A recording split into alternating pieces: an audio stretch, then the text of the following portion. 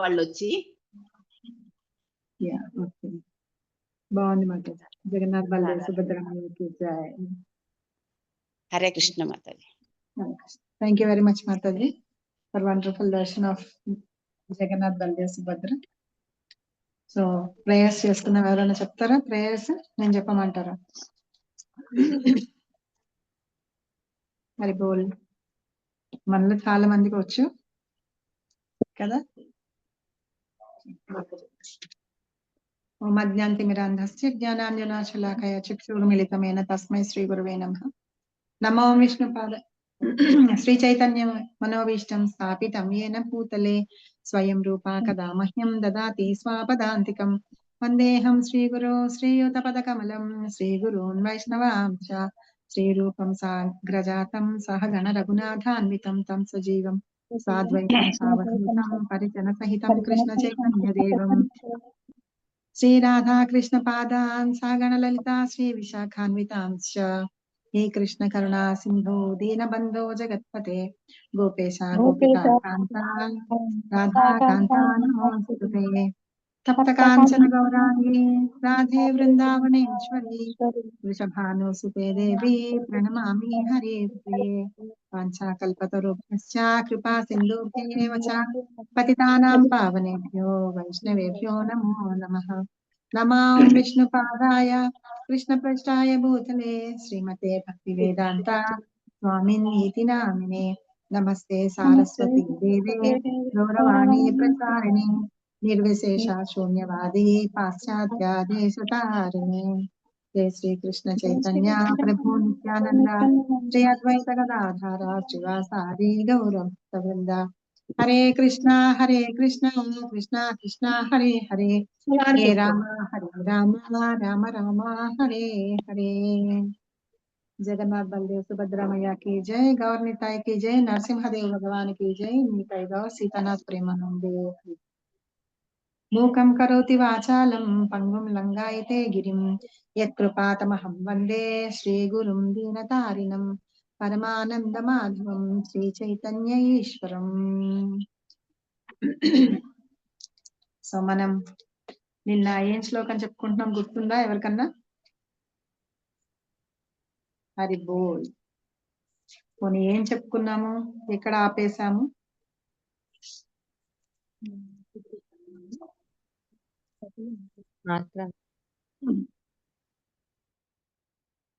ఎక్కడ ఆపేసాము చూపించిన స్క్రీన్ చూపిస్తే చెప్తారా? నజాయితే మృతేవాన్ కదాచిన్. దానిలో ఏ గురించి చెప్పుకుంటున్నాం మనం?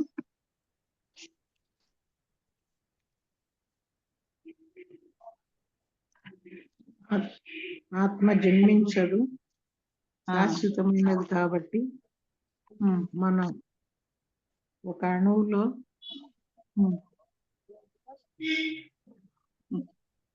చూసి చెప్పండి మాతాజీ.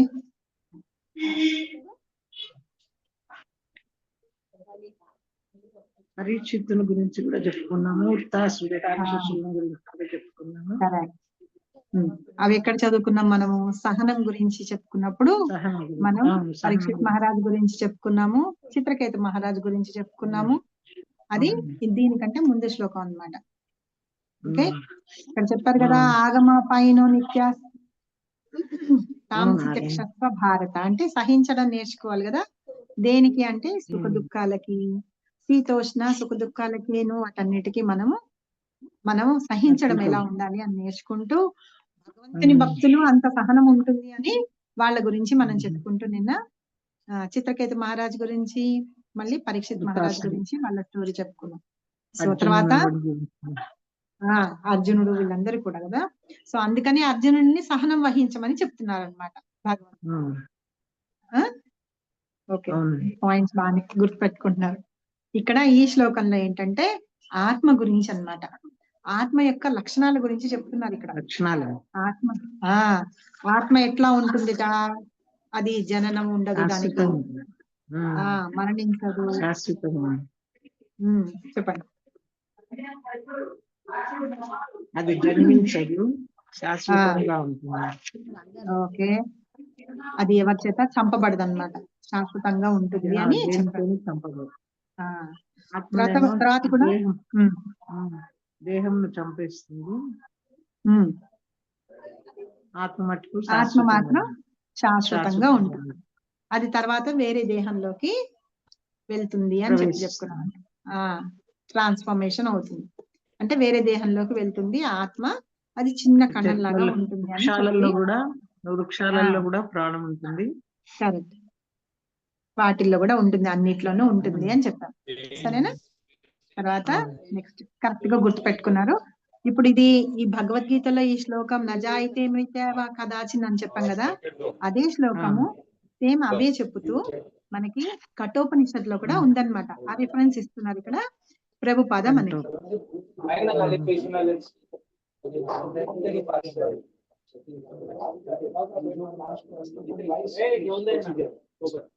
మాతాజీ కాల్ చేయరా? చేస్తాం. మళ్ళీ క్లోజ్ చేయాలంటే మళ్ళీ నేను వెనక్కి వెళ్ళాను. ఇది షేర్ చేస్తున్నా కదా, ఒక్క నిమిషం ఉండండి, ఇది తీసేసాక చేస్తాను. ఇక్కడ కఠోపనిషత్తులో కూడా వాటి గురించి అంటే ఆత్మ గురించి వాటి గురించి ఇక్కడ చెప్తున్నారు అనమాట. ఈ రిఫరెన్స్ కూడా మనకి ఇక్కడ శ్రీల ప్రభుపాద ఇస్తున్నారు. సో కాబట్టి ఎవరన్నా ఇది చదువుతారా? సేమ్ ఇట్లాగే పోల్చి పెట్టి ఉందన్నమాట. ఇది ఎవరన్నా హెల్ప్ చేస్తారా చదవడానికి నాకు? నేను చదువుతాను. ఒకళ్ళ తర్వాత ఒకళ్ళు చదవండి. ఇది కొంచెం పెద్దగా ఉంది కదా, ఈ నిరుపయోగం లగును అని ఒకళ్ళు చదవండి అక్కడ వరకు, తర్వాత ఇంకొకళ్ళు చదవండి. ఇక్కడ కఠోపనిషత్ నుంచి ఒకళ్ళు చదవండి ఎవరన్నా. నేను చదువుతున్నాను మాతాజీ. చదవండి. న జాయతే మ్రియతే వా విపశ్చిన్నాయం కుతుశ్చిన్న బభూవ కశ్చిత్ అజో నిత్యః శాశ్వతోయం న హన్యతే హన్యమానే శరీరే. ఈ శ్లోకం యొక్క భావము పైన మాతాజీ ఒక్క నిమిషం, ఈ పైన ఉంది కదా కఠోపనిషత్తు 1.2.8 అది కూడా చదవండి. ఓకే సరే. కఠోపనిషత్తు 1.2.18 నందు ఈ విషయమును పోలిన విషయమునే మనము చూడవచ్చును. ఈ శ్లోకం చదవమంటారా మళ్ళీ? చదివారు కదా, ఈ శ్లోకం యొక్క భావము ప్రస్తుత గీతా శ్లోకపు భావముతో సమానమైన దీని యందు వివశ్చిత్ అను పదము ప్రత్యేకంగా ప్రయోగించబడినది. విపశ్చిత్ అను పదము ప్రత్యేకముగా ప్రయోగింపబడినది. దానికి విద్వాంసుడు లేదా జ్ఞాని అని అర్థము. ఆత్మ చదవమంటారా? అన్నది జ్ఞానపూర్ణము లేదా సదా చైతన్య పూర్ణము కనుక చైతన్యము ఆత్మకు చిహ్నము. ఎవరైనను హృదయమునందు నెలకొనినట్టి ఆత్మను కనుగొనలేకపోయినను చైతన్యవంతమైన ఆత్మ ఉనికి చేతనే వారు దానిని గుర్తింపవచ్చును. కొన్ని మార్లు మేఘముల కారణము చేత లేదా ఇతర కారణముల చేత ఆకాశమున సూర్యుని మనము చూడలేకపోవచ్చును. కానీ సూర్యకాంతిని బట్టి అది పగటి సమయమని మనము విశ్వసించుదుము. తెల్లవారుజామున కొంత వెలుగు కనిపించినంతనే సూర్యుడు ఆకాశమున ఉదయించినని మనము గ్రహింపగలుగుదుము. అట్లే మానవుడైనను లేక జంతువైనను దేహములన్నిటి యందు చైతన్యం ఉండుట చేతనే ఆత్మ ఉనికి మనకు తెలియచున్నది. కానీ ఈ జీవ చైతన్యము భగవానుని చైతన్యమునకు కొద్దిగా భిన్నమైనది. ఎందుకనగా భగవానుని చైతన్యము భూత భవిష్యత్తు వర్తమాన సర్వజ్ఞానమై ఉండగా జీవ చైతన్యము విస్మరణ అను స్వభావమును కలిగి ఉన్నది.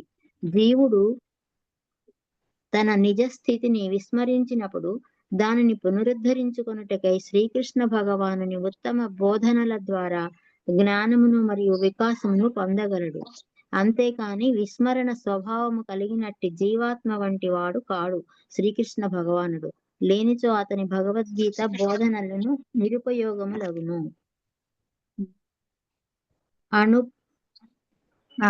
ఉండండి మాతాజీ, మనం చెప్పుకున్నాం. ఇక్కడ ఏం చెప్తున్నారు, మనం నజాయితీ మ్రీతేవాన్ కదాచిన్ మన శ్లోకం చదువుతున్నాం కదా, సేమ్ అట్లాంటి శ్లోకమే కఠోపనిషత్తులో కూడా ఉందన్నమాట. దాని గురించి రిఫరెన్స్ ఇచ్చి అక్కడ చెప్తున్నారు. అంటే వర్డింగ్స్ అన్ని కూడా సేమే ఉన్నాయి.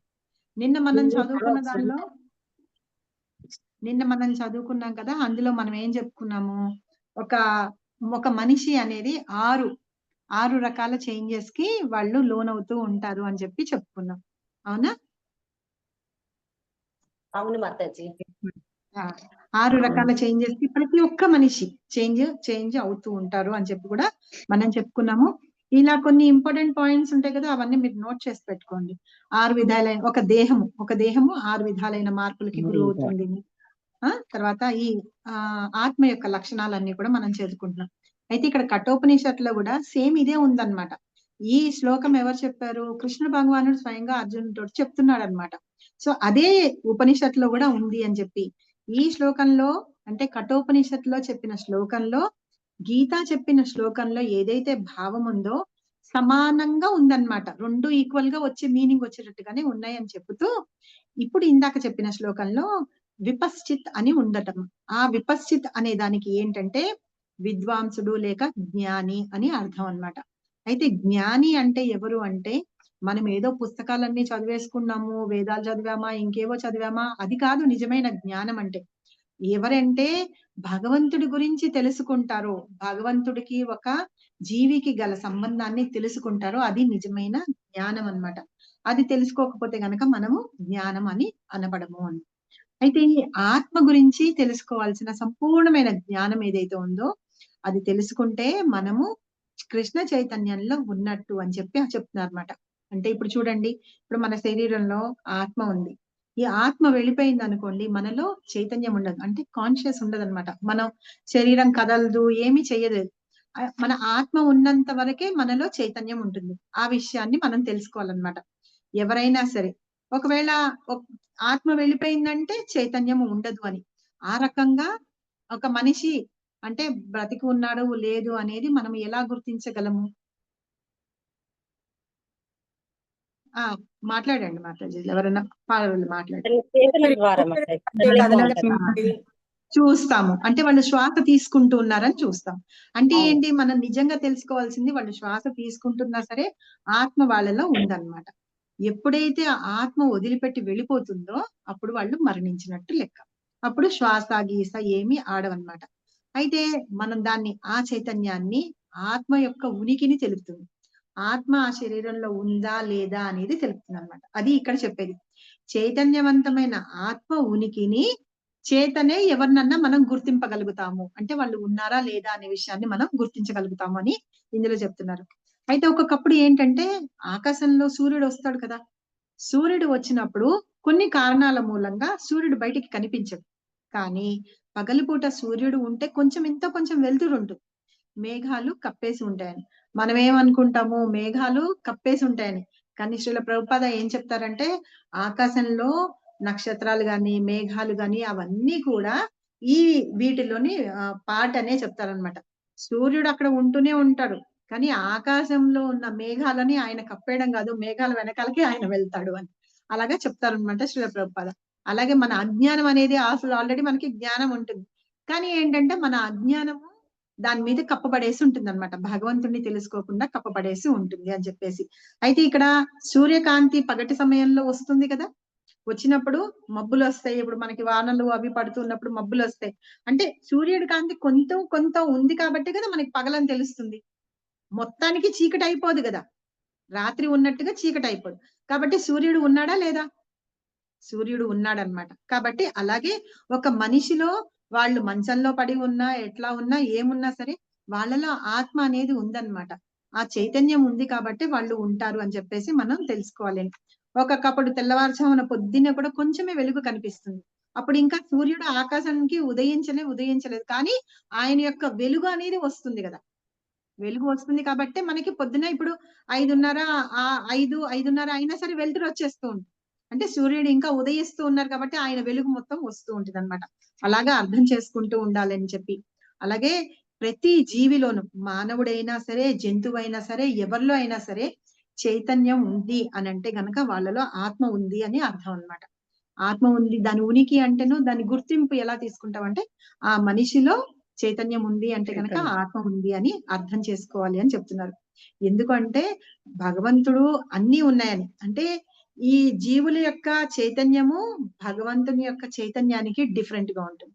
మనం భగవంతుని యొక్క పార్ట్ అండ్ పార్సల్ అనుకుంటున్నాము, అలా అని మనం భగవంతుడితోటి సమానం అనుకో. అంతే కదా. ఇప్పుడు ఒక క్యాండిల్స్ ఉన్నాయి అనుకోండి, ఇన్ని క్యాండిల్స్ ఉన్నాయి. అయితే ఒక క్యాండిల్ తీసుకొని మిగతా దీపాలన్నీ వెలిగిస్తాం కదా. అయితే వాటిల్లో ఏది ఫస్ట్ క్యాండిల్ అంటే మనం ఎలా గుర్తుపట్టగలం? దాన్ని ఏదైనా పక్కన పెడితే చెప్పగలం, లేకపోతే అన్ని ఒకేసారి వెలిగిస్తాం కదా. అలాగే జీవులందరూ కూడా భగవంతునిలోంచి వస్తారనమాట. వచ్చినా సరే భగవంతుడు సెపరేట్, మనలాగా కాదు. ఎందుకంటే ఆయనకి ఎన్ని ఐశ్వర్యాలు ఉన్నాయి, శక్తిమంతుడు కాబట్టి ఆయనతో మనం డిఫరెంట్ గా ఉంటామని చెప్తున్నారు. ఇంకా భగవంతుడికి ఎట్లా తెలుస్తాయి ఈ విషయాలంటే, ఆయన భూత భవిష్యత్ వర్తమాన కాలాలన్నీ కూడా ఆయనకి తెలిసి ఉన్నాడు కాబట్టి ఆయనని సర్వజ్ఞ అని అంటారు అని చెప్పి చెప్తున్నారు. అయితే మనం నిజ స్థితి ఏంటి అంటే, మనము భగవంతుడి గురించి తెలుసుకోవడము, ఆయనతో మనకు సంబంధాన్ని మనం తెలుసుకోవడం అన్నమాట. ఇప్పుడు మనం అక్కడిని ఆయన నుంచి వచ్చాము, చిన్న పార్ట్ లాగా మనం వచ్చాము, అణులాగా. భగవంతుడిని విభు అంటారు అని చెప్పుకున్నాం, మనం అణు అంటాం. అణు అంటే చిన్న ఇది, ఆయనలోంచి వచ్చాం. కాబట్టి మనం ఎక్కడి నుంచి వచ్చామో ఆ వాళ్ళని గురించి మనం తెలుసుకోవాలి. ఇప్పుడు మన తండ్రి ద్వారా తల్లి ద్వారా వస్తాం అనుకోండి, మనం వాళ్ళ పిల్లలమై ఉండి మనం వాళ్ళ గురించి తెలుసుకోకపోతే ఎట్లాగా? అలాగే అసలు జీవి అనేవాడు భగవంతుడి నుంచి వచ్చాడు కాబట్టి భగవంతుడి గురించి తెలుసుకోవాలన్నమాట. అది నిజమైన ఒక జీవి యొక్క లక్ష్యం అన్నమాట, నిజంగా అది తెలుసుకోవాలి అనేది. కాబట్టి మన నిజ స్థితిని మనం మర్చిపోయి ఉన్నాము. కాబట్టి దాన్ని పునరుద్ధరించుకోవడానికి, అంటే మళ్ళీ మనం దాన్ని తిప్పి తెచ్చుకోవడానికి భగవంతుడి యొక్క బోధనలు ఏవేవైతే ఉన్నాయి చూసారా, అంటే గీత ద్వారా మనకి చెప్తున్నారు కదా ఎలా ఉండాలి. అసలు జ్ఞానం అనేది అంటే ఆత్మని శరీరము ఒకటి కాదు అని చెప్పేసి అవన్నీ జ్ఞానం అంతా బోధిస్తున్నారు కదా. అవన్నీ తెలుసుకోవడం వల్ల మనందరిలో కూడా వికాసం కలుగుతుంది అని చెప్పి చెప్తున్నారు. ఎప్పుడైతే మనము ఇవన్నీ మర్చిపోయి ఉంటాం చూసారా, మర్చిపోయి ఉన్నప్పుడు మళ్ళీ ఎవరైనా మనకి గుర్తు చేస్తుంటే మనకి గుర్తు వస్తూ ఉంటాయి అన్నమాట. అలాగా మనం తెలుసుకుంటూ ఉంటాము, కానీ ఎప్పటికీ జీవుడు భగవంతుడితోటి సమానం కాలేడు అని చెప్పి చెప్తున్నారు. ఒకవేళ అలా అర్థం చేసుకోకుండా ఉంటే గనక భగవంతుడు చెప్పిన బోధనలన్నీ నిరుపయోగాలే అన్నమాట, వాళ్ళకి నిరుపయోగంగా ఉంటాయి అని చెప్పి చెప్తున్నారు. ఇది ఇప్పుడు ఈ శ్లోకంలో మనకి చెప్పుకుంది. అర్థమైందా? ఎవరికన్నా ఇక్కడికన్నా డౌట్ ఉందా? అర్థమైంది మేడం. అర్థమైంది కదా. నెక్స్ట్ ఇక్కడ అణు పరమాత్మ, దాని గురించి ఎవరైనా చదువుతారా? అణు పరిమాణ ఆత్మ, అణు ఆత్మ మరియు పరమాత్మ, విభు ఆత్మ అని 2 రకములైన ఆత్మలు కలవు. ఈ విషయము కంఠోపనిషత్ 1.220 నందు ఈ విధముగా నిర్ధారింపబడినది. అణోరణీయాన్ మహతో మహీయాన్ ఆత్మాన్య జంతోర్నిహితో గుహాయాం సమక్రతుః పశ్యతి నీతిశోకో ధాతు ప్రసాదాన్మహిమాత్మానః. జీవాత్మ మరియు పరమాత్మ ఇరువురును దేహమనడి ఒకే వృక్షము పైన జీవుని హృదయం నందు నిలిచియున్నవి. భౌతిక వాంఛల నుండి శోకముల నుంచి విముక్తుడైనట్టి వాడే పరమపురుషుని కృపచే పరమాత్మని మహిమలను ఎరుగగలుగును. రాబో అధ్యాయములందు తెలుపబడినట్లుగా శ్రీకృష్ణ భగవానుడు పరమాత్మకు కూడా మూలకారకుడు. ఇక్కడ అర్జునుడు తన యథార్థ స్వభావమును విస్మరించిన అణు ఆత్మయే ఉన్నాడు కనుక అతడు శ్రీకృష్ణుని నుండి లేదా అతని ప్రతినిధి అయిన ఆధ్యాత్మిక చారిని నుండి ఆత్మ వికాసం నొందవలసిన అవసరం ఉన్నది. సో ఇక్కడ ఏం చెప్తున్నారంటే, మనకి మనం అందరం అణులాగా ఉంటాం కదా. అయితే ఆ అణు ఆత్మ తర్వాత పరమాత్మని ఏమంటారంటే విభు ఆత్మ. ఇప్పుడు మనందరం ఏంటంటే అణు ఆత్మ, అణువులం అన్నమాట. సో అంటే జీవుడు అన్నమాట, జీవాత్మ. తర్వాత భగవంతుడు దాన్ని ఏమంటే విభు ఆత్మ అంట. సరేనా? పరమాత్మ విభు ఆత్మ, పరమాత్మ. ఓకే, ఈ రెండు రకాల ఆత్మలు అన్నమాట. ఒకటి అణు ఆత్మ, ఒకటి విభు ఆత్మ. అణు ఆత్మ ఏమో జీవాత్మ, విభు ఆత్మ అంటే భగవంతుడు. సరేనా? అది గుర్తుపెట్టుకోండి. సరే, ఈ విషయాన్ని కఠోపనిషత్తులో మళ్ళీ చెప్పారట. ఇది 1.2, ఇది మనం నజాయితే మృత్యావాన్ కదాచిన్ అని చదువుకుంటున్నాం కదా. అంటే ఆత్మ ఎప్పటికీ చంపబడదు, మరణం లేదు, ఇది అది అని మనం ఏమనుకుంటున్నాం, శాస్త్రాలన్నిట్లో వీటన్నిటి గురించి ఉన్నాయని చెప్పుకుంటున్నాం కదా. అయితే ఆ శాస్త్రాలు రిఫరెన్సెస్ ఇస్తున్నారనమాట. ఇందాక కూడా కఠోపనిషత్తులో ఆ శ్లోకం సేమ్ శ్లోకం ఉంది, సేమ్ మీనింగ్ వచ్చేటట్టు ఉంది అని చెప్తూ, తర్వాత ఇంకో శ్లోకంలో కూడా ఇట్లాగా ఉంది అని చెప్పి. ఏం చెప్తున్నారట ఇందులో? జీవాత్మ పరమాత్మ అని ఇద్దరు ఉంటారు. ఓకే, మన దేహంలో జీవాత్మ పరమాత్మ ఇద్దరు ఉంటారని చెప్పుకున్నాం కదా. అది ఈ దేహాన్ని ఒక వృక్షంలాగా పోల్చి ఆ వృక్షం పైన ఒక జీవుడిలాగా ఆయన హృదయంలో నిలిచి ఉన్నారనమాట. అంటే ఒక జీవుడి యొక్క హృదయంలో ఆత్మ ఉంది, తర్వాత పరమాత్మ ఇద్దరు ఉన్నారు అని చెప్తున్నారు. అయితే జీవాత్మ ఏంటంటే భౌతిక వాంఛల నుండి ఉంటుంది. అయితే పరమాత్మ ఏంటంటే భౌతిక వాంఛల నుండి విముక్తి కావాలని అనుకుంటూ ఉంటాడనమాట. దాని గురించి ఇక్కడ చెప్తున్నారు. అయితే దీని గురించి ఇంకా క్లియర్ గా మనము ముందు ముందు రాబోయే అధ్యాయాల్లో అసలు పరమాత్మ ఎవరు, మన హృదయంలో పరమాత్మ ఎలా ఉంటారు అనే విషయాల గురించి మనం చెప్పుకుందాము అని చెప్పి ఇక్కడ చెప్తున్నారు అనమాట. ఇప్పుడు అర్జునుడు ఏంటంటే ఇక్కడ మనం పరమాత్మ ఇది అని చెప్పుకునేటప్పుడు క్షీరోదక సాయి విష్ణు ప్రతి జీవిలోనూ పరమాత్మ లాగా ఉంటారని కూడా మనం 10th చాప్టర్ అవి చదువుకునేటప్పుడు చెప్పుకున్నాం. అయితే ఇప్పుడు శ్రీకృష్ణ భగవానుడు పరమాత్మ అన్నమాట. ఆయనే మూలకారకుడు. అంటే భగవంతుడి నుంచి, కృష్ణ పరమాత్మ నుంచి ఆయన ఎక్స్పాన్షన్ అయిన సంకర్షణలు వస్తే, సంకర్షణ నుండి చతుర్వ్యూహ సంకర్షణ అంటే అనిరుద్ధ, ప్రద్యుమ్న వీళ్ళు నలుగురు వస్తారు. వాళ్ళల్లోంచి మళ్ళీ రెండో సంకర్షణ నుంచి భగవంతుని యొక్క పురుష అవతారాలు వస్తాయి అన్నమాట. ఆ పురుష అవతారాల్లో 3 మహావిష్ణు, క్షీరోదక సాయి విష్ణు, గర్భోదక సాయి విష్ణు అంటారు. సో 3 ఉంటారు. ఈ వీటిల్లో క్షీరోదక సాయి విష్ణు అందరి హృదయాల్లో పరమాత్ముడుగా ఉంటాడు. సరేనా? అది. సో ఇట్లాగా పరమాత్ముడుగా ఉంటూ ఉంటాడు భగవంతుడు. అయితే ఆ పరమాత్మకి కూడా మూల కారణకు ఎవరు అంటే కృష్ణుడే అన్నమాట.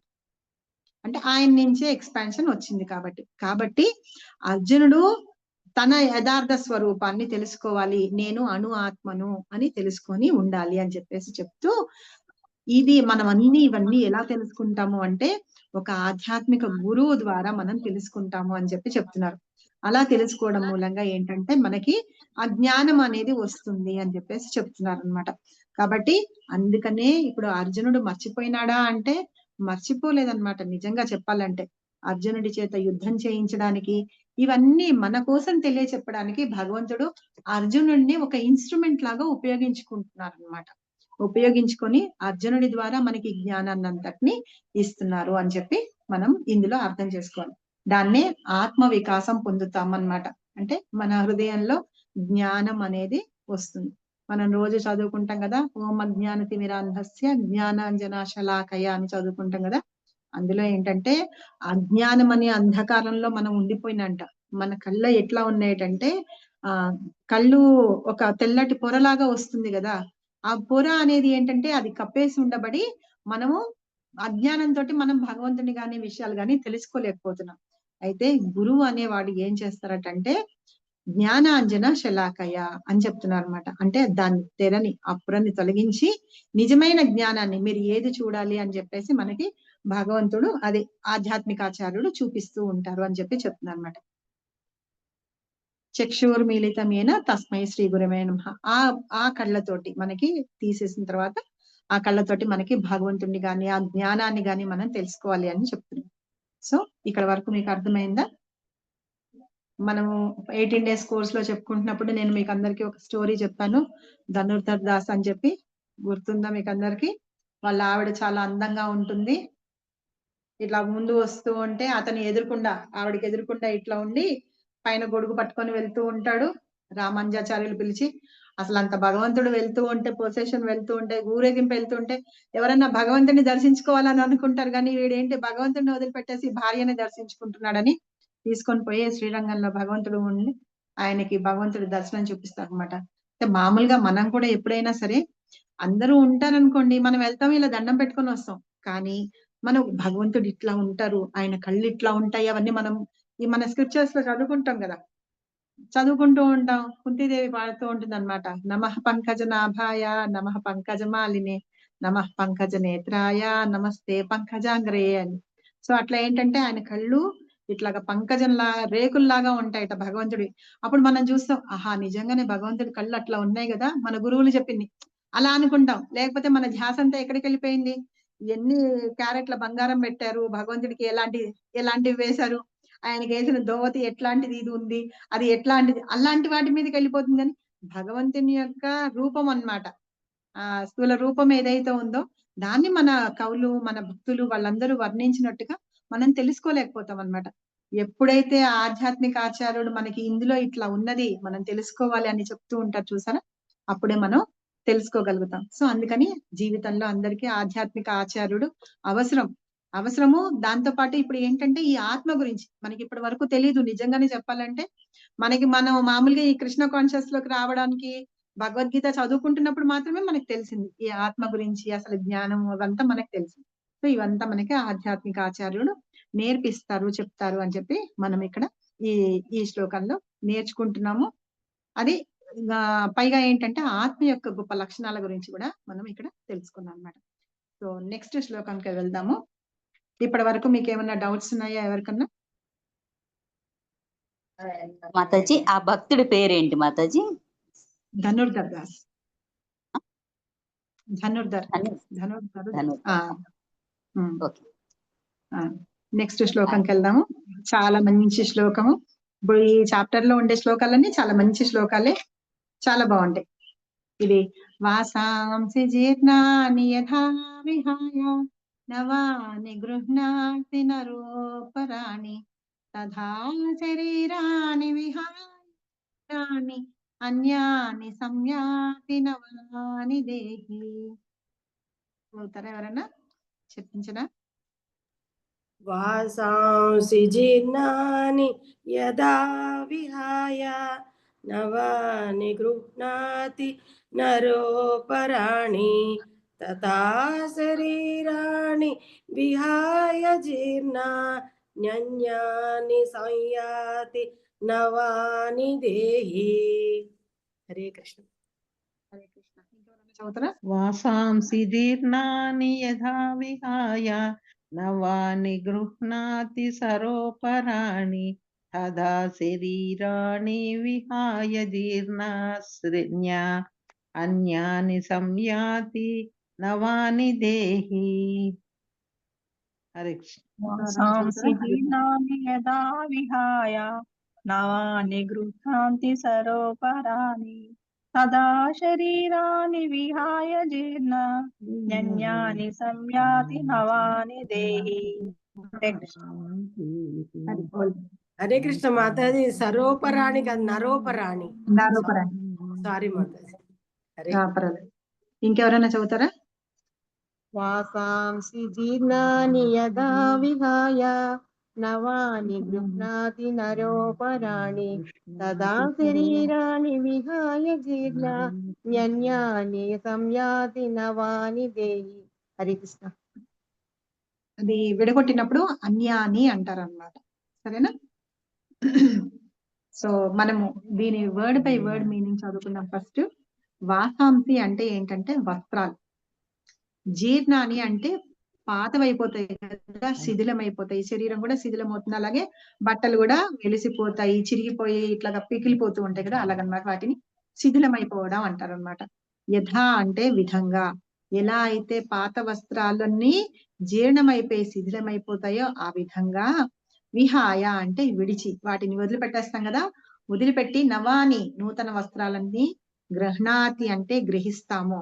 ఎలా అయితే పాత పడిపోయిన బట్టలని వెలిసిపోయి పనికి రాకుండా ఉన్న బట్టల్ని వదిలిపెట్టేసి మనం కొత్త బట్టల్ని అంటే నూతన వస్త్రాలని ఎలా గ్రహిస్తామో, నరహ మానవుడు అపరాని ఇతరములను తథా అదే విధంగా శరీరాన్ని దేహములను విహాయ విడిచి జీర్ణాన్ని పాతవైన నిష్ప్రయోజనమైన వాటిని అన్యాన్ని భిన్నములైన వానిని సంయాతి గ్రహిస్తాడు. నవాని అంటే కొత్త వాణిని, దేహి అంటే దేహదారి. అంటే పాత వస్త్రాలు శిథిలమైపోయిన వాటిని మనం ఎలా అయితే వదిలిపెట్టేసి కొత్త బట్టలు తీసుకుంటూ ఉంటామో, అలాగే శిథిలమైన శరీరాన్ని వదిలిపెట్టేసి ఆత్మ వేరే కొత్త దేహాన్ని తీసుకుంటుంది అని ఇక్కడ చెప్తున్నారు అన్నమాట. దీని అనువాదం చదువుతారా ఎవరైనా? కృష్ణ మాతాజీ. అనువాదం. మానవుడు జీర్ణ వస్త్రములను విడిచి నూతన వస్త్రములను ధరించినట్లు ఆత్మ జీర్ణమైన దేహములను విడిచి నూతన దేహములను గ్రహించుచున్నది. భాష్యం చదవమంటారా మాతాజీ? ఇంకెవరైనా కాంట్రిబ్యూట్ చేస్తారా? చదువుతారా? మాతాజీని చదవమంటారా? ఆత్మదేహములను మార్చుననడి విషయము అంగీకరింపబడిన సత్యం.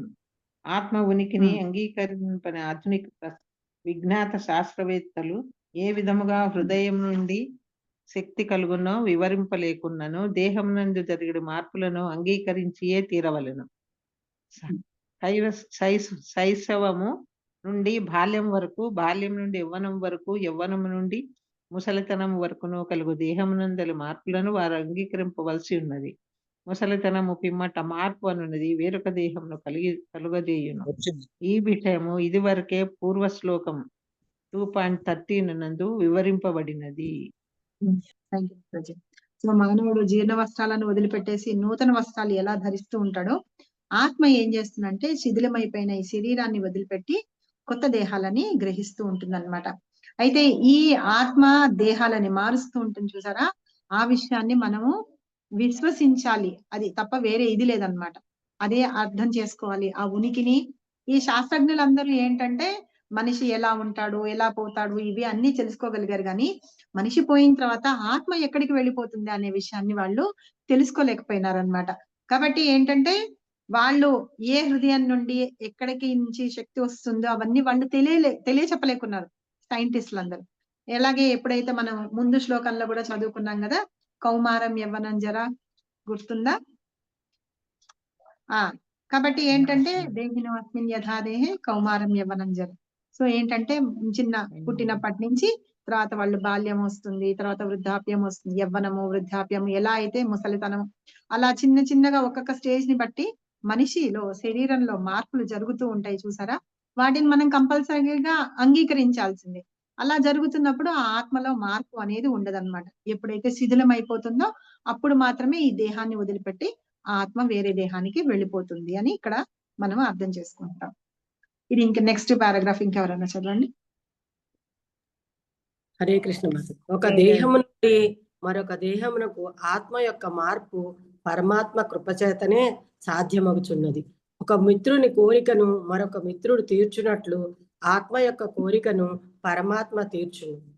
ముండోకోపనిషత్తు వంటి వేద విభాగములను శ్వేతాశ్వేత టోపనిషత్తు వంటి జీవాత్మను మరియు పరమాత్మను ఒకే వృక్షముపై కూర్చున్న మిత్ర పక్షులతో పోల్చినవి. ఆ రెండు పక్షులలో ఒకటి ఆత్మ వృక్షపు ఫలములను ఆరగించుచుండగా మరొక పక్షి శ్రీకృష్ణుడు తన మిత్రుడిని గమనించుచుండును. ఈ రెండు పక్షులను గుణైక్యమును కలిగి ఉన్నప్పటికీ అందులో ఒకటి భౌతిక వృక్షపు ఫలముల చే ఆకర్షింపబడగా రెండవది అనగా తన మిత్రుని కార్యములకు కేవలం సాక్షిభూతమగుచున్నది. ఇక్కడ శ్రీకృష్ణుడు సాక్షి అయిన పక్షి కాగా అర్జునుడు ఫలమారగించు పక్షి అయి ఉన్నాడు. వారిరువురు మిత్రులైనను ఒకటి ప్రభువుగా రెండవది సేవకుడు. ఈ సంబంధమును విస్మరించుట చేతనే జీవాత్మ ఒక వృక్షము నుండి మరొక వృక్షమునకు లేదా ఒక దేహము నుండి మరొక దేహమునకు మార్పు చెందుటకు కారణమగుచున్నది. భౌతిక దేహం అనేది వృక్షముపై జీవాత్మ తీవ్ర ప్రయాసకు గురవుతుండును. కానీ అది చెంతనే ఉన్నప్పటి మిత్రుడైన మరొక పక్షిని ఉపదేశము కొరకై అర్జునుడు శ్రీకృష్ణుని స్వచ్ఛందంగా శరణు పొందునట్లుగా పరమాచార్యునిగా అంగీకరించినంతనే సర్వ శోకముల నుండి అది విముక్తి నొందింపగలదు. ముండోకోపనిషత్తు 3.1.2 మరియు శ్వేతాశ్వేత టోపనిషత్తు 4.2 రెండును కూడా ఈ విషయమును సమర్థించుచున్నవి. హరే కృష్ణ. హరే కృష్ణ మాతాజీ. థ్యాంక్ యూ వెరీ మచ్ మాతాజీ. హరే కృష్ణ. మనం కాసేపు మాట్లాడుకుందాం దీని గురించి. ఇక్కడ ఏం చెప్తున్నారు, ఆత్మ ఒక దేహం నుంచి ఇంకో దేహం వరకు వెళ్ళిపోతుంది అని చెప్తున్నారు కదా. అది ఎలా జరుగుతుంది అంటే భగవంతుడి యొక్క కృప చేతనే అది సాధ్యం అవుతుందని. ఇప్పుడు ఒక ఇది విషయం చెప్తున్నారు అనమాట. ఒక మిత్రుడి కోరికని ఇంకో మిత్రుడు తీర్చాలి, సరేనా. ఆత్మ యొక్క కోరికని ఎవరు తీరుస్తారు? పరమాత్ముడు తీరుస్తాడు. సో దీన్ని ఏంటంటే ముండకోపనిషత్తులో ఒక స్టోరీ, ఒక ఎగ్జాంపుల్ చెప్తున్నారు అనమాట. ఈ ఆత్మ పరమాత్మ అనేవి రెండు పక్షుల్లాగా ఒక చెట్టు యొక్క కొమ్మ మీద కూర్చొని ఉన్నాయి అన్నమాట. సో ఆత్మ అంటే జీవాత్మ, పరమాత్మ అంటే భగవంతుడు. అయితే ఏంటంటే జీవాత్మకి ఏదన్నా కోరిక ఉంది అంటే అటువైపు చూసి భగవంతుడి వైపు చూస్తే అది కోరిక తీరుస్తారనమాట చెప్పితే గనక. కానీ భగవంతుడి వైపే చూడట్లేదు. ఆ పక్షి ఏం చేస్తుంది, తను ఒక పండు తింటూ దాని లోకంలో అది ఉందన్నమాట, ఆనందం పొందుతూ ఉంది. అంతే తప్పించి ఇవి పరమాత్మ ఏమో ఇటువైపు అంటే పరమాత్మ లాగా ఉన్న ఈ రెండో పక్షి ఏమో దాని వైపు చూస్తూ ఉంటుంది అనమాట, జీవాత్మ వైపు చూస్తూ ఉంటుంది. ఎప్పుడైతే వీళ్ళు నా వైపు చూస్తారో చూద్దాము అని చెప్పి పరమాత్మ చూస్తూ ఉంటుంది ఆ పక్షి. కానీ ఈ పక్షి చూడదన్నమాట. ఆ పరమాత్మ పక్షి ఎవరంటే భగవంతుడు అన్నమాట స్వయంగా. ఆయన గమనిస్తూ ఉంటారు, ప్రతి వాళ్ళని గమనిస్తూ చూస్తూ ఉంటారు అన్నమాట. ఈ రెండు పక్షులు ఎందుకు ఇట్లా చెప్పారంటే ఒకే చెట్టు పైన ఉన్నా కూడా అక్కడ పరమాత్ముడు ఉన్నాడు, కానీ ఈ పక్షి ఏం చేస్తుంది, భౌతికమైన ఫలాలు అంటే కావాలి అని చెప్పేసి వాటి కోసమే ఆరాట పడుతూ ఉందన్నమాట కోరికలతోటి. కానీ పరమాత్ముడిని పట్టించుకోవట్లేదు. సో ఇప్పుడు మన పరిస్థితి అట్లాగే ఉందన్నమాట. మనం ఏం చేస్తామంటే పట్టించుకోవట్లేదు, భగవంతుడిని పట్టించుకోవట్లేదు. పట్టించుకోకుండా ఏంటంటే ఇవన్నీ తెలుసుకోకుండా ఈ భౌతిక ప్రపంచంలో ఉన్న ఇవే నిజం అనుకుంటూ ఇవే నిజమైన ఆనందాన్ని కలిగిస్తున్నాయి అని చెప్పి మనము అలా ఉంటున్నాం అన్నమాట. అయితే వీటన్నిటిని చూస్తూ ఎవరున్నారు, పరమాత్మ ఉన్నాడు అన్నమాట. ఆయన సాక్షిభూతంగా మనందరి హృదయాల్లో ఉన్నారు అని చెప్పి. కాబట్టి ఈ భౌతిక దేహం అనే వృక్షం మీద జీవాత్మ ఎలాగో ప్రయాసపడుతూ ఉంటుంది, ఆ పక్షి అనేది ప్రయాసపడుతుంది. అలాగే మనం ఏం చేస్తున్నాము, భౌతికమైన కోరికలు వాటన్నిటిని తీర్చుకోవడానికి వాటి కోసం ఇంకా చాలా ప్రయాసపడుతూ ప్రభుపాద చెప్తారనమాట, గాడిదలాగా చాకరీ చేస్తూ మనం అలాగే చేస్తూ ఉన్నాము అని చెప్పేసి చెప్తారు. కాబట్టి ఏంటంటే మనము అలా ఉండకుండా ఎప్పుడైతే భగవంతుడి వైపు చూస్తామో, పరమాత్మ వైపు చూస్తుందో ఆ పక్షి, అప్పుడు మనం ఆయన శరణు పొందుతాం అన్నమాట. సో ఈ ఉపదేశాన్ని అంతా చెప్తూ అర్జునుడు ఏం చేశాడు, భగవంతుని శరణు పొందాడు అర్జునుడు. కాబట్టి మనందరం కూడా అలాగే భగవంతుడి యొక్క శరణు పొంది ఆయన్ని ఆచార్యుడిగా స్వీకరించాడు అర్జునుడు. స్వీకరించి ఏంటి, నువ్వు నాకు ఇన్స్ట్రక్షన్స్ చెప్పు, నేనేం చేయాలి చెప్పు అని చెప్పి అడిగాడు. సో ఈ పక్షి జీవాత్మ లాగా ఉన్న పక్షి ఏదైతే ఉందో పరమాత్మ వైపు ఒకసారి చూస్తే చాలు పరమాత్మ యొక్క అనుగ్రహం మనకి కలుగుతుంది అనమాట. కానీ మనం అలా చేయలేకపోతున్నాం. కాబట్టి అర్జునుడు ఇక్కడ చేసి ఉన్నాడు కదా, అది మనం తెలుసుకొని మనం చెయ్యాలి అని చెప్పేసి ఈ ముండక ఉపనిషత్తులో అన్నమాట, శ్వేతాశ్వతర ఉపనిషత్తులో కూడా అలాగే చెప్తూ దీని గురించి చెప్తున్నారు. ఓకేనా?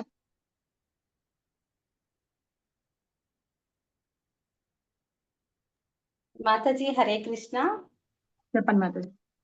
మరి జీవాత్మ పరమాత్మ కలిగి చూడాలంటే ఏం చేయాలి మాతాజీ? మనం ఎంత చెప్పినా మంత్రం చేసినా అది చూడట్లే, భౌతిక విషయాలనే చూస్తుంది.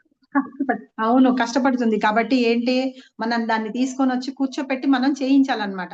ఇప్పుడు మన పిల్లలు స్కూల్ కి వెళ్తారు, వచ్చి హోంవర్క్ చేసుకోకుండా ఆడుకుంటుంటారు. మనం ఏం చేస్తాం, వాళ్ళని పట్టుకొని లాక్కొస్తాం కదా, లాక్కొచ్చి కూర్చోపెట్టి నువ్వు హోంవర్క్ చేస్తేనే నీకు తిండి పెడతాను, లేకపోతే పెట్టను.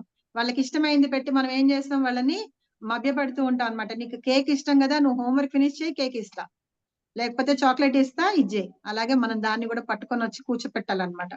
అయితే సరే, మీరు క్వశ్చన్ అడిగారు కాబట్టి చెప్తా ఉండండి ఒక నిమిషం.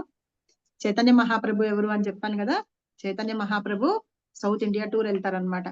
సౌత్ ఇండియా టూర్ వెళ్తుంటే మహాప్రభు ఒక్కరు వెళ్తూ ఉంటారు కదా, అందుకని ఆయనకి తోడుగా ఒక అతన్ని ఇచ్చి పంపిస్తారు. ఏంటంటే మహాప్రభు ఈ జోలి పట్టుకుంటారు అంతేగాని ఆయనకి సంచిలు, సూట్ కేసులు, బ్యాగులు అవన్నీ ఉండవు అనమాట. ఒక బట్ట వేసుకుని ఉన్నదంటే ఇంకొక బట్ట లోపల ఉంటుందన్నమాట, అంతే. తర్వాత ఆయనకి మంచినీళ్ళు తాగేది అవి ఉంటాయి కదా, అవి పట్టుకోవడానికి ఒక అతన్ని పంపిస్తారు. మహాప్రభు ఎట్లా ఉంటారు, ఆయనకి ఆవేశం వచ్చేసిందంటే ఇంకా ఆయన పడిపోతూ ఉంటారు అనమాట. అలాగా అందుకని ఆయనకి ఇచ్చి జాగ్రత్తగా చూసుకో మహాప్రభునని వాళ్ళు పంపిస్తారు. కాలా కృష్ణదాస్ అన్నమాట అతని పేరు. ఏం చేస్తాడు, తిరుగుతూ ఉంటారు, వెళ్తూ ఉంటారు. ఒక చోటికి వెళ్ళేటప్పటికి ఏమైతుందంటే అక్కడ బంజారాలు వాళ్ళు ఉంటారనమాట. వాళ్ళందరూ ఏంటంటే మంచి మంచిగా ఉన్న మగవాళ్ళని వాళ్ళని తీసుకొని వచ్చి వాళ్ళ వైపు తీసేసుకొని చేస్తూ ఉంటారు. ఇతను ఏం చేస్తాడు, ఆ వాటికి అప్పటి వరకు అసలు మహాప్రభు అంటే ఎవరు, స్వయంగా కృష్ణ పరమాత్ముడు. కృష్ణ పరమాత్ముడు తోటే ఉంటున్నాడు, తిరుగుతున్నాడు. ఆయన తిన్నాక ప్రసాదం తింటున్నాడు. మనం ఎన్ని సంవత్సరాల నుంచి ప్రసాదం తింటున్నాం, మనలో కొంచెమన్నా మార్పు రావాలన్నమాట. అతను ఏం చేస్తాడు, అక్కడ వాళ్ళని చూసేసి వాళ్ళతోటి వెళ్ళిపోతాడు. వాళ్ళు అక్కడ అంతా మత్తు మందులు అవన్నీ తీసుకొని చక్కగా డాన్సులు చేసుకుంటూ అవి ఉంటారన్నమాట. మహాప్రభు నెక్స్ట్ రోజు పొద్దున్న లేచి చూసేటప్పటికి కాళకృష్ణదాస్ కనిపించాడు. కనిపించకపోతే తర్వాత చూసేటప్పటికి వాళ్ళల్లో పడి గంతులేస్తూ ఉంటాడు. రమ్మంటే రాడు, వెళ్ళి అతని జుట్టు ఉంటుంది కదా పట్టుకొని లాక్కొని వస్తాడనమాట. పట్టుకొని పీక్కొని తీసుకొని వస్తారనమాట. తీసుకొని వచ్చి నిన్ను చంపేస్తాను ఇంకొకసారి అటువైపు వెళ్ళావా అని చెప్పేసి అక్కడి నుంచి ఆ ప్రదేశం నుంచి వెళ్ళిపోతారు. సో అట్లాగా మనకి ఏంటంటే మనం కూడా దాన్ని పట్టుకొని పిక్కు రావాలి. పిక్కొచ్చి అమ్మా ఈ జన్మకి ఇన్ని చేశాం కాబట్టి మంచిది, మనకి దుర్లభమైన మానవ జన్మ లభించింది, భక్తి చెయ్యి కాబట్టి నువ్వు ఇట్లా ఉండు, ప్రశాంతంగా ఉండి భగవంతుని భక్తి చేస్తున్నా, నువ్వు వెళ్ళిపోయావనుక మనసు అదా అని కూర్చోపెట్టి మళ్ళీ ఇగో నీకు ఇదే కాదు భగవంతుడి గురించి దానికంటే అందమైనది ఉంది. ఎలా అయితే ఇందాక ధనుర్ధర్దాస్ వెళ్ళి భగవంతుడి కళ్ళు చూసేటప్పటికి ఎలాగ ఇదైనాడో మనం అలాగనమాట. మాతాజీ మీరు ఎలాగో అడిగారు కాబట్టి నేను చెప్తాను వినండి. ఒక శ్లోకం అన్నమాట, భాగవతంలో ఒక శ్లోకం ఉంటుంది. ఎంత బాగుంటుందంటే శుకదేవ్ గోస్వామి తను మాయలో పడిపోతానని చెప్పేసి వెళ్ళిపోతూ ఉంటాడనమాట. తల్లి గర్భం నుంచి 16 సంవత్సరాల తర్వాత బయటకు వచ్చిన తర్వాత అతను పారిపోతూ ఉంటాడు. నేను ఈ మాయలో పడను అని పరిగెత్తుకొని వెళ్ళిపోతూ ఉంటాడు. బట్టలు ఉండవు, ఏమి ఉండవు. అప్పుడే పుట్టిన పిల్లలకి ఏం బట్టలు ఉంటాయి, పైకి 16 సంవత్సరాలు అనమాట.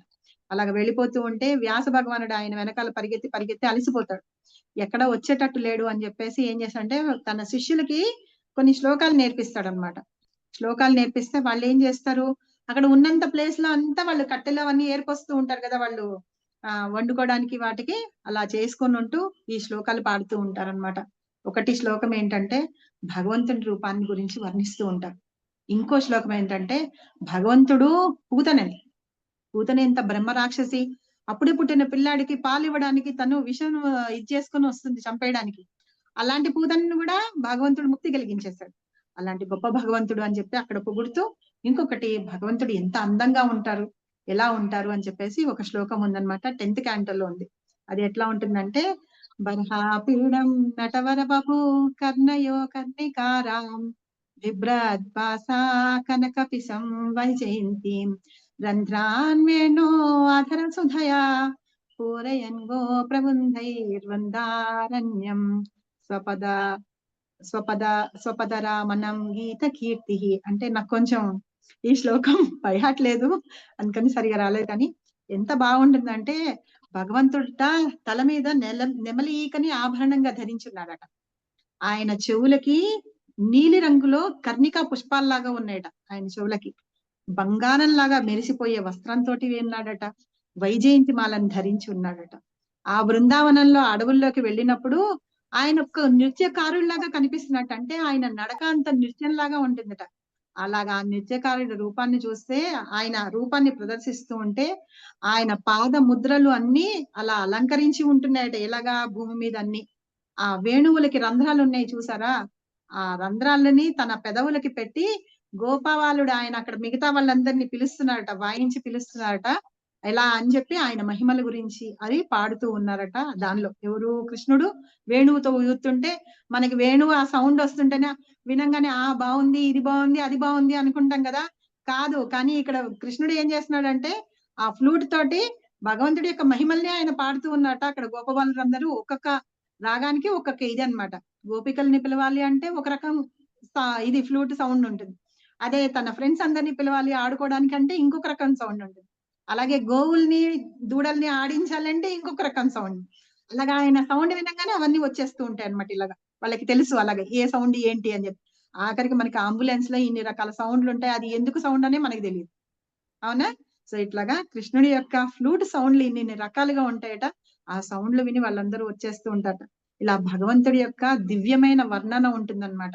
అలాంటి ఎంతంత గొప్ప గొప్ప మహిమాన్వితుల వాళ్ళందరూ కూడా ఆయన రూపం చూసి విని, ఇంకా రుక్మిణీదేవి కూడా ఆయన ఎవడెప్పుడు చూడలేదు, భగవంతుడిని చూడలేదు, అయినా సరే ఆయన యొక్క రూపాన్ని గురించి, వర్ణాలని గురించి, కథల గురించి విని ఆవిడ మనసు కృష్ణుడి మీదకి లగ్నం చేసేస్తుంది అనమాట. అంత గొప్ప భగవంతుడు, అంత అందంగా ఉన్నాడు. ఇవి సో ఇవి మనం ఏంటంటే మనకి శాస్త్రాల ద్వారా, మన గురువుల ద్వారానే మనం నేర్చుకోగలుగుతాం. మామూలుగా అయితే మనం తెలుసుకోలేకపోతాం కదా. చిన్నప్పుడు మనం చదువుకునే వాళ్ళం కదా, చేత వెన్న ముద్ద, చెంగల్వ పూదండ, బంగారు మొలతాడు పట్టుగట్టి అని చెప్పి అసలు కృష్ణుడు ఎట్లా ఉంటాడు అని చెప్పేసి మనం చిన్నప్పుడు చదువుకున్నాం. ఇప్పుడు కొంచెం స్టాండర్డ్ పెరిగింది కాబట్టి భాగవతంలో శ్లోకాలతో భగవంతుడు ఎలా ఉన్నాడు అనే వర్ణన మనం చూద్దాం అనమాట. సో అంత అందంగా ఉంటాడనమాట. అలాంటి భగవంతుడికి మనం అట్రాక్ట్ కాలేకపోతున్నాం. ఎందుకు అంటే ఇవే నిజము, ఇవే ఆనందాన్ని ఇస్తాయి అని చెప్పేసి మనం మాయలో పడిపోయి ఉంటున్నాం అనమాట.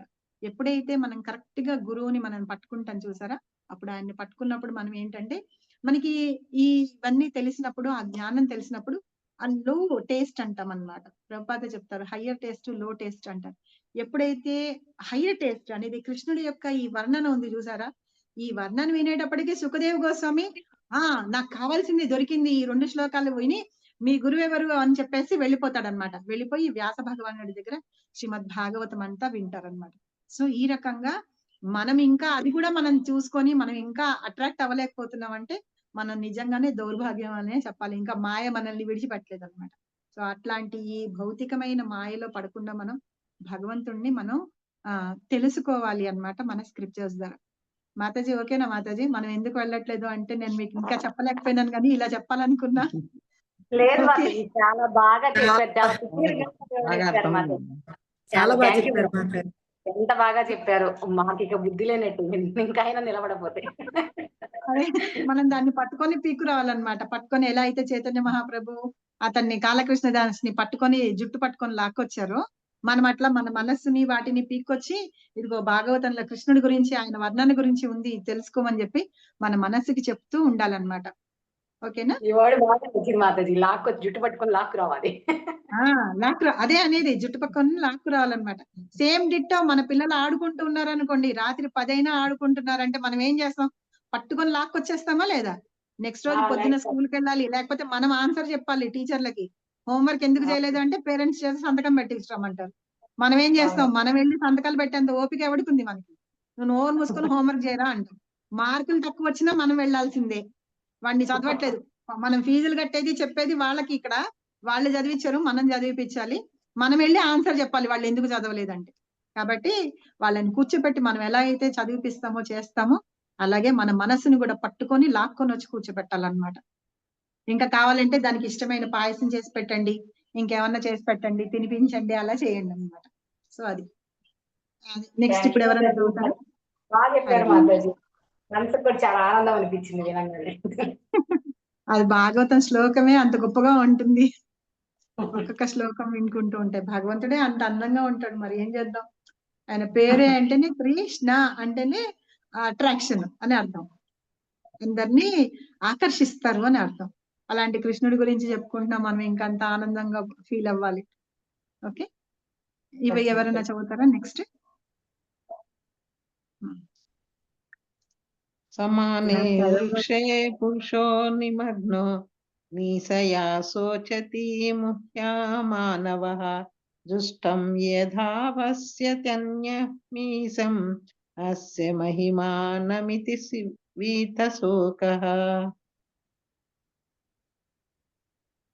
హరే కృష్ణ మేడం. పక్షులు రెండును ఒకే వృక్షం పైనున్నను ఫలమారగించు పక్షి ఫలభోక్తగా వ్యాకులతను మరియు చింతను కలిగి ఉంటుంది. కానీ ఆ పక్షి భగవానుడైనటువంటి తన మిత్రుని వైపునకు ఏదియో ఒక విధముగా దృష్టిని సారించి అతని వైభవములను తెలుసుకొనగలిగినచో శీఘ్రమే సర్వచింతనల నుండి ముక్తి మగును. అర్జునుడు ఇప్పుడు ఒక్క నిమిషం, రెండు పక్షులు ఉన్నాయి కదా, ఆ 2 పక్షుల్లో ఒకటేంటి? ఫలభోక్త, తింటూ ఆనందించేస్తుంది అన్నమాట. భౌతిక విషయాల గురించి ఆనందించేస్తుంది. అది చేస్తే ఏంటంటే దుఃఖాల్లో మునిగిపోతుంది అన్నమాట. ఎప్పుడైతే ఈ భగవంతుడి పక్షి, ఆ పరమాత్మ పక్షి ఉంది చూసా, ఇంకో పక్షి, అటువైపు చూస్తాం అనుకోండి, ఇప్పుడు ఏదైనా సరే అమ్మ అని అడిగితేనే కదా మనం పిల్లలకి పెట్టగలం. చిన్నప్పుడు మనం తెలుసుకోగలుగుతాం, పెద్దవాళ్ళు అయిన తర్వాత మనము వాళ్ళు అడిగితేనే మనకి తెలుస్తుంది వాళ్ళకి ఆకలేస్తుంది అని. సో ఇట్లాగే మనం ఏంటంటే భగవంతుడి దగ్గరికి వెళ్ళడము, ఆయన వైపు చూడడము చేస్తేనే ఆ దృష్టి సారించడంతో ఆ మహత్యం తెలిసి మన దుఃఖాలన్నీ పోతాయి అని ఇందులో చెప్తున్నారు అన్నమాట. కాబట్టి మన సర్వ చింతలన్నీ విముక్తం అయిపోతాయి అని.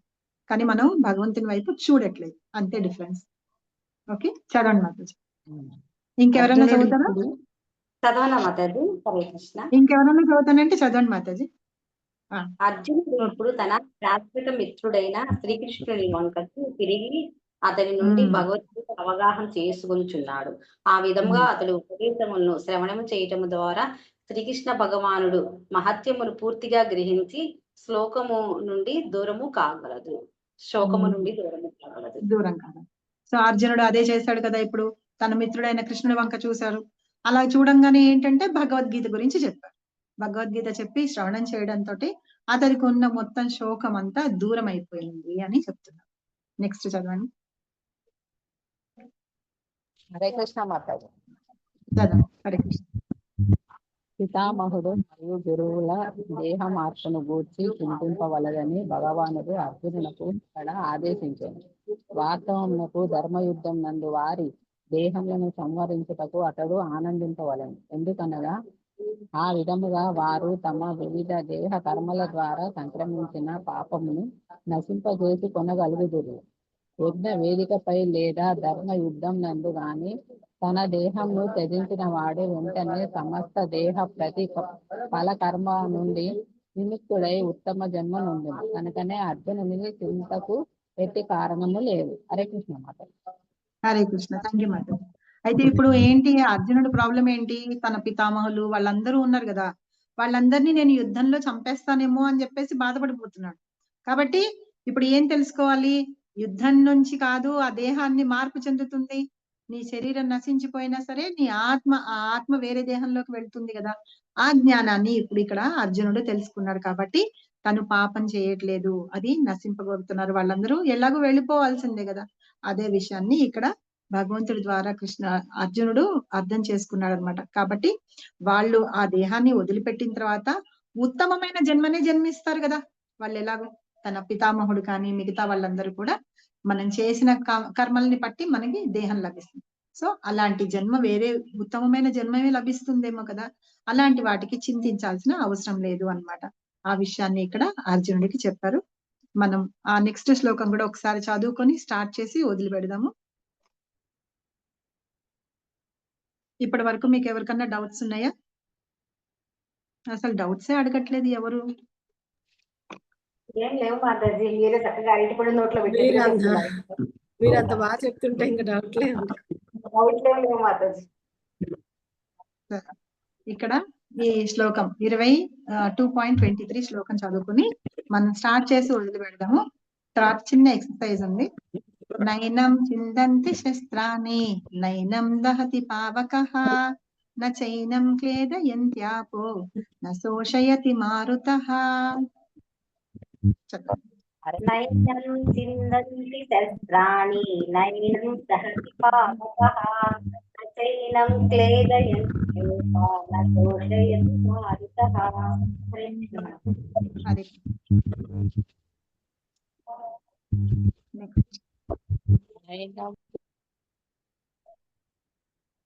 నెక్స్ట్ చదవండి.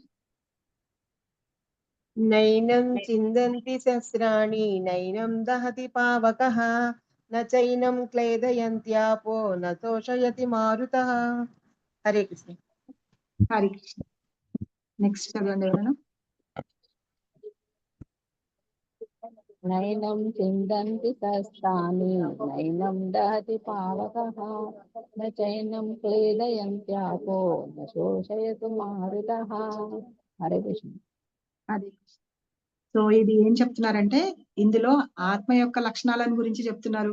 ఇందాక ఒక శ్లోకంలో చెప్పుకున్నాం కదా, వాసాంసి జీర్ణాన్ని యదా విహాయ నజాయతే మ్రియతే వాన్ కదాచిన్ లో చెప్పుకున్నాం. వాసాంసి జీర్ణాన్ని అంటే మన శరీరం వేరే అంటే వేరే ఆత్మలోకి వెళ్తుంది, అంటే మన ఆత్మ వేరే శరీరంలోకి వెళ్తుంది అని చెప్పుకున్నాం. నజాయతే మ్రియతే వాన్ ఒకటి, ఇదొకటి అన్నమాట. ఇవన్నీ ఆత్మ యొక్క లక్షణాల గురించి చెప్తున్నారు. ఇక్కడ ఇందులో ఏం చెప్తున్నారంటే ఆత్మట ఎలాంటి ఆయుధాల చేతను ముక్కలు ముక్కలుగా చేయబడదు, అలాగే అగ్ని చేత దహింపబడదు, నీటి చేత తడుపబడదు, వాయువు చేత ఎండింపబడదు అని చెప్తున్నారు అన్నమాట. సరేనా? సో మీకు హోంవర్క్ ఇస్తాను, మీరు రాసి పంపించకపోయినా పర్వాలేదు. నెక్స్ట్ క్లాస్ లో మనము అందరం పార్టిసిపేట్ చేద్దాం. మీకు ఎంతవరకు అర్థమైందో ఆత్మ యొక్క లక్షణాలు ఏంటి రాయండి. సరేనా? అందరూ పార్టిసిపేట్ చేయండి. ఇది మనకు ఎగ్జామ్ అని కాదు. మనం ఈ రకంగా మనం ఒకసారి చదువుకున్నాం అనుకోండి, మనం చదువుకున్నది విన్నది కూడా ఒకసారి మళ్ళీ మననం చేసుకున్నట్టు అవుతుంది, రిమైండ్ చేసుకుంటాం కదా, అది అంతే. ఏంటి ఆత్మ యొక్క లక్షణాలు ఏంటి అంతే రాసి నాకు మనం క్లాస్కి వచ్చినప్పుడు మనం డిస్కస్ చేసుకుందాం. మీరు రాసి పంపించకపోయినా పర్వాలేదు, నేను డిస్కస్ చేసుకుందాం. ఇక్కడ ఏం చెప్తున్నారు, ఆత్మ ఖడ్గాలు ఖడ్గాలు ఇవన్నీ ఉంటాయి కదా, వస్త్రాలు ఇవి అవి ఉంటాయి, వాటన్నిటి చేత ఖండింపబడదు. కత్తితోటి వాటితోటి వేటితోటి మనం దాన్ని ముక్కలు చేయలేము అని చెప్పాం.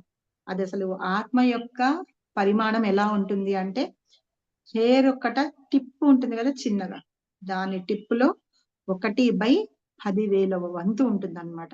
అది మనకి కనిపించను కూడా కనిపించదు, అంత చిన్న ముక్క. అలాంటిది దాన్ని ఏ అస్త్రాలతోటి శస్త్రాలతోటి దేనితోటి మనం ఏమి చేయలేము. అలాగే నీళ్ళల్లో తడిపేయలేము, ఎండకి ఎండబెట్టలేము, తర్వాత వాయువు చేత ఎగిరిపోయి ఇచ్చేటట్టు కూడా ఉండదన్నమాట. అంటే అంత చిన్నదే కదా మాతాజీ, ఎగిరిపోదా అని అనొచ్చు మీరు, కానీ ఎగరదుట, వాయువు చేతి కూడా చేయింపబడదు అని చెప్పేసి చెప్తున్నారు. కాబట్టి ఇది ఆత్మ యొక్క లక్షణాల గురించి చెప్తారు. దీని గురించి ఇంకొంచెం డీటెయిల్ గా మనం నెక్స్ట్ క్లాస్ లో చేసుకుందాం. ఇవాళ నేను ఒక చిన్న అసైన్మెంట్ చేశాను. ఇది మా అమ్మాయి నాకు హెల్ప్ చేసి పెట్టింది, చూపిస్తాను, మీకు నచ్చుతుంది అనుకుంటా. చూడండి ఒకసారి, చూసి ఈ శ్లోకాలు ఫిల్ ఇన్ ద బ్లాంక్స్ ఉన్నాయి, ఫిల్అప్ చేయండి, సరేనా?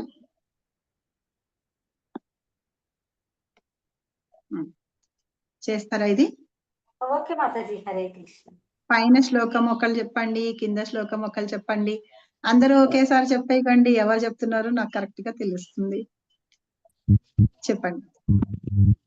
ఏకేస్మిన్ యదా దేహే కౌమారం యౌవనం తదా దేహాంతర ప్రాప్తిః ధీరస్తత్ర న ముచ్యతే. తథా దేహాంతర ప్రాప్తి ధీరస్తత్ర న ముచ్యతే. నెక్స్ట్ శ్లోకం ఇంకెవరైనా చెప్తారా? నేను చెప్పనా మాతాజీ? న జాయతే మ్రియతే వా కదాచిత్ నాయం భూత్వా భవితా వా న భూయః అజో నిత్య శాశ్వతోయం పురాణః న హన్యతే హన్యమానే శరీరే. హరే కృష్ణ. ఇప్పుడు మీరిద్దరు చెప్పండి. ఇప్పుడు ఇంకెవరైనా చెప్పండి. 2.13 ఎవరైనా చెప్పండి. హరే కృష్ణ మాతాజీ. చెప్పండి. దేహే కౌమారం యవ్వనం జరా తదా దేహాంతర ప్రాప్తి ధీరస్తత్ర న ముచ్యతే. నెక్స్ట్ హరి బోల్. నెక్స్ట్ కదాచిన్నాయం భూత్వా భవితా వా న భూయః అజో నిత్యః శాశ్వతోయం పురాణో న హన్యతే హన్యమానే శరీరే. ఇంకెవరైనా ట్రై చేస్తారా? ఇక్కడ ఇది ట్రై చేయడానికి కష్టంగా ఉందంటే ఇది ట్రై చేయండి.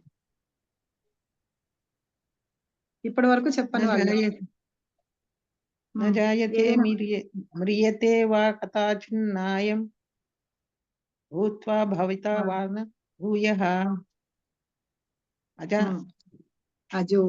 అజో నిత్యః శాశ్వతోయం పురాణో న హన్యతే హన్యమానే శరీరే. సూపర్. హన్యమాన్యతే శరీరే.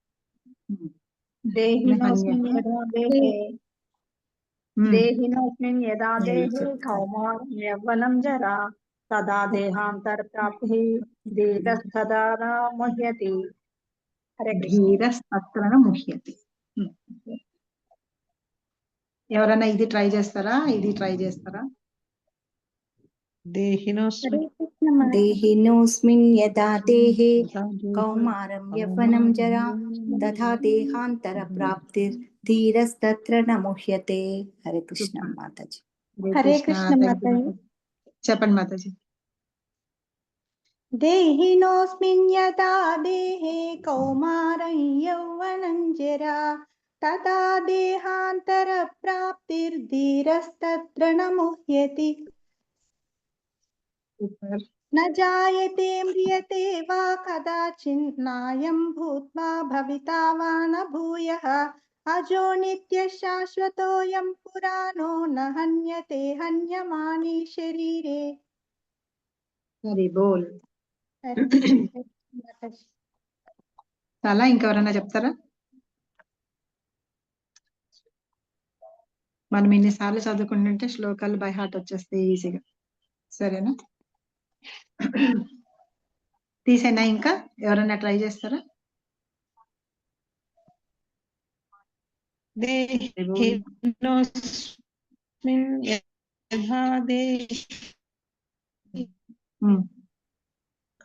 కౌమారం యౌవనం జరా తదా దేహాంతర ప్రాప్తిర్ధీరస్ దేహినో న జాయతే మ్రియతే వా కథాచిన్నాయం భూత్వా భవాతి వా న భూయః అజో నిత్యః శాశ్వతోऽయం పురాణో న హన్యతే హన్యమానే శరీరే.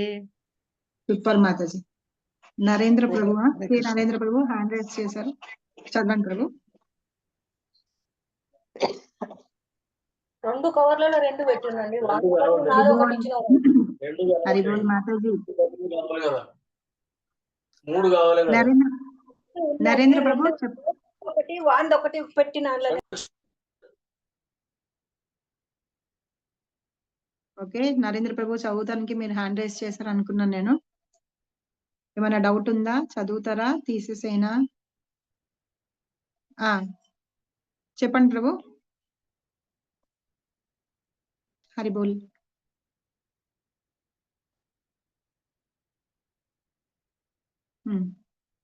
అన్మ్యూట్ ఆప్షన్ ఇచ్చాను, చెప్పండి.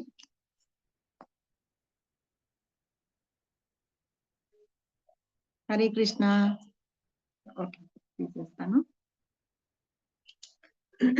మనం క్లాస్ ఎండ్ చేసేసుకు ముందు మనం భగవంతుణ్ణి ఎలాగా తీసుకురావాలి, అంటే ఎలాగా వెళ్ళాలి మన మనసుని ఇది అనుకుంటున్నాం కదా.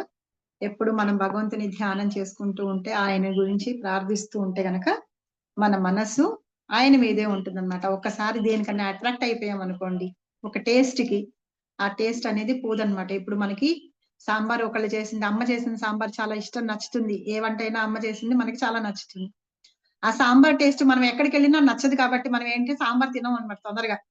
ఏదో తప్పదు కాబట్టి తింటాం, కానీ తర్వాత అమ్మ చేసి తీసుకొచ్చి ఇంట్లో పెట్టింది అనుకోండి, మనం ఎట్లా అంటే మన అత్తగారి ఇంటికి వెళ్ళిపోయినా కూడా ఎప్పుడన్నా మన ఇంటికి అమ్మ వచ్చింది చేసింది అనుకోండి, సీక్రెట్ గా వచ్చి, అది అమ్మ వచ్చిందని తెలియకపోయినా మనం ఆ టేస్ట్ చూసిన తర్వాత సాంబార్ అమ్మ వచ్చిందని మనం గుర్తుపడతాం. సో అలాగా అమ్మ ఫుడ్ ని, అమ్మ చేతి వంటని మనం ఎలా గుర్తుపెట్టుకుంటూ ఉంటామో, అలాగే భగవంతుని కూడా మనం ఎప్పుడు గుర్తుపెట్టుకోవాలన్నమాట. కులశేఖర ఆళ్వారు ఒక శ్లోకం చెప్తూ ఉంటారు. ఏంటంటే భగవంతుణ్ణి ఎలా మీరు ధ్యానం చేయాలి అని చెప్పి. జయతు జయతు దేవో దేవకీ నందనోయం, జయతు జయతు కృష్ణో వంశీ వంశ ప్రదీపః, జయతు జయతు మేఘ శ్యామల కోమలాంగ, జయతు జయతు పృథ్వీ భారనాశో ముకుంద. అంటే జయం జయం అని చెప్తున్నారంటే, మనం రాజులు గాని వాళ్ళు గాని వచ్చినప్పుడు మనం జై జై జయకారాలు కొడుతూ ఉంటాం కదా. అలాగే ఈ రాజులు వాళ్ళు మామూలు వాళ్ళే, అందరికంటే పైన పెద్ద రాజు ఉన్నాడు, ఎవరో భగవంతుడు ఉన్నాడు అనమాట. ఆయనకి మనం జై కొడుతూ ఉండాలన్నమాట ఎప్పుడు.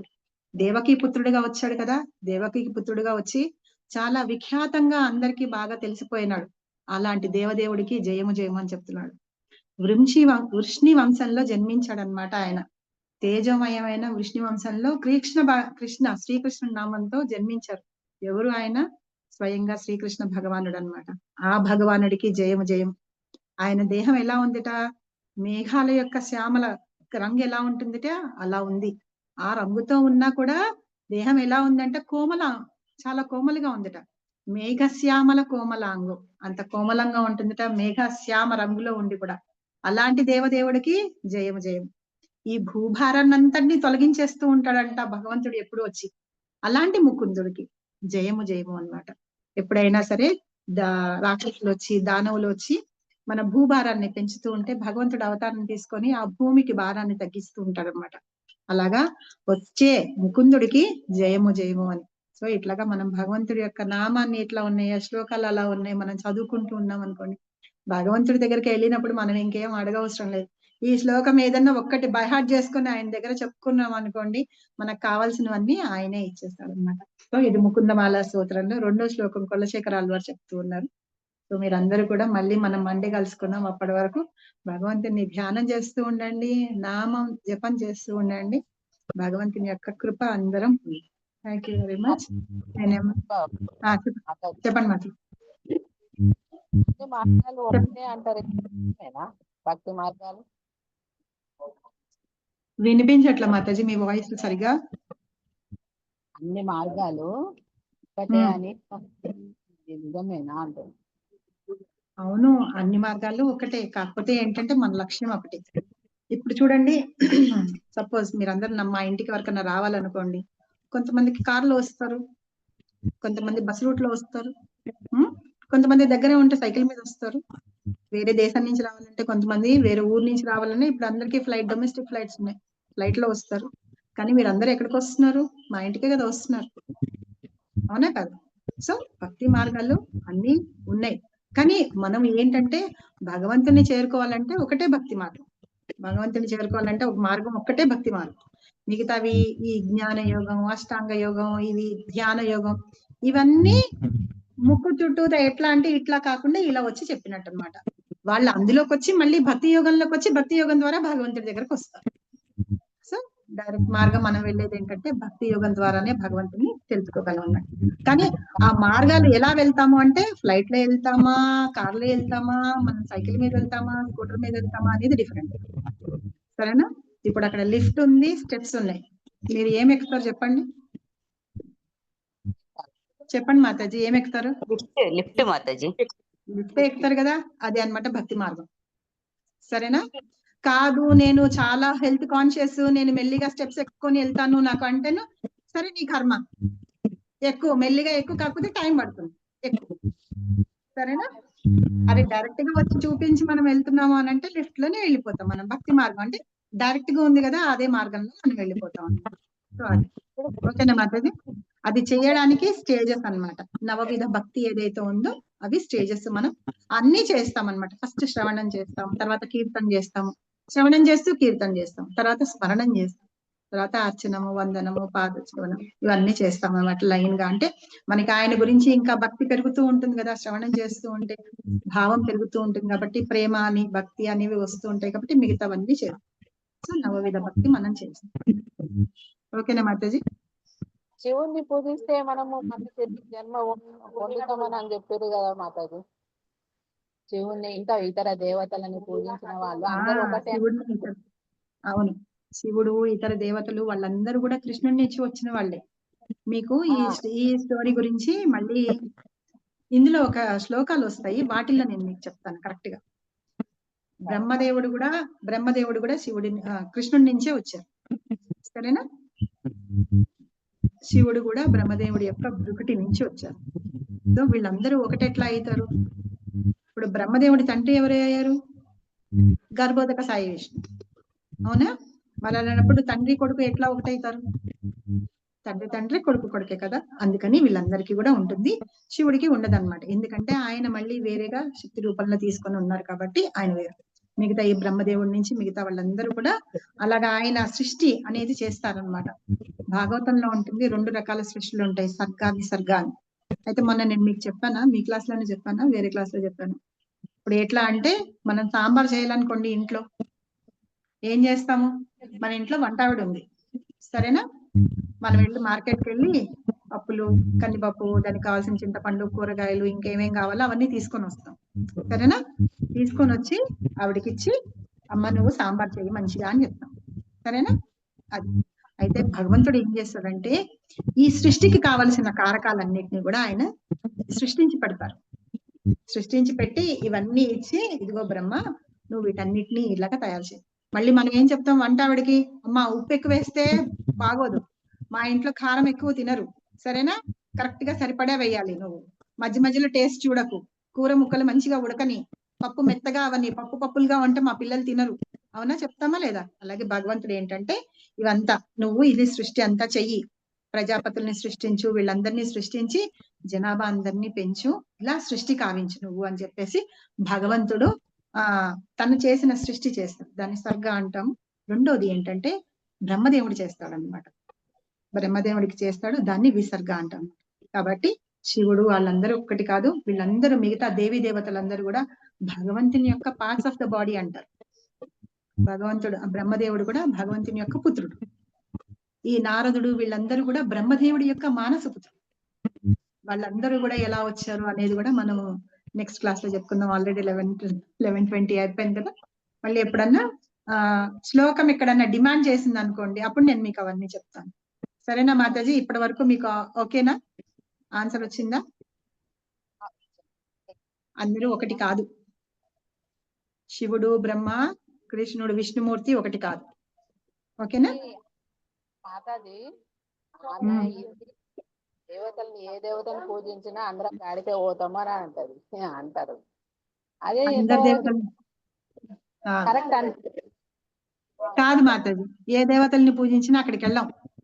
కృష్ణుడిని పూజిస్తేనే ఏ దేవతలనన్నా పూజించినట్టు అవుతుంది, కానీ వేరే దేవతలను పూజిస్తే కృష్ణుడి దగ్గరికి వెళ్ళాం. నేను అందుకనే మనకి కృష్ణుడు తండ్రి అని చెప్పాను. ఆయన నుంచి మిగతా వాళ్ళందరూ వచ్చారు. పిల్లల్ని పూజిస్తే తండ్రిని పూజించినట్టు కాదు కదా.